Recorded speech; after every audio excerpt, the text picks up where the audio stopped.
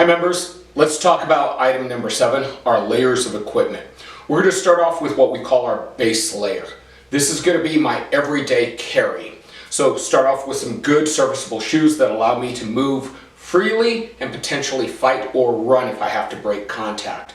Our clothing should allow us to blend into the environment or protect us. So when we're doing tactical training, obviously we're looking at long sleeves that are going to keep me safe from the elements as well as from visual observation from the enemy, so that might be camouflage and concealment. We want a great belt that's going to allow us to hold up all of our gear. To that, our base layer, we're going to start off with a firearm, whether it's going to be concealed carry or open carry with at least one spare magazine.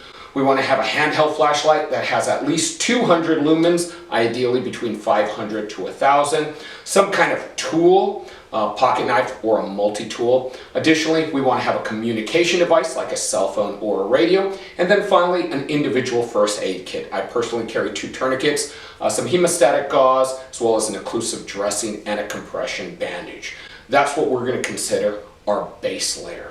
From there, we're moving up to our primary layer. This is something that if I had to move quickly to a fight, I'm going to grab my plate carrier. Plate carrier is going to allow us to carry things to protect ourselves, like an additional medical kit, and equipment to solve the problem, whatever our mission is. Typically, if I want to go to a problem, I want to take a long gun, so my AR-15, at least 3 magazines, spare tourniquet, body armor, at least level 3 or above. So our primary equipment layer is going to consist of typically a carrier and our rifle system. Our rifle should already be equipped with some type of optic that I can see in the dark with, so a red dot is going to be a really great tool, as well as a flashlight and a sling.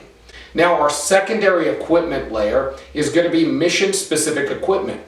This might be a backpack with breaching equipment, it might be a helmet and night vision.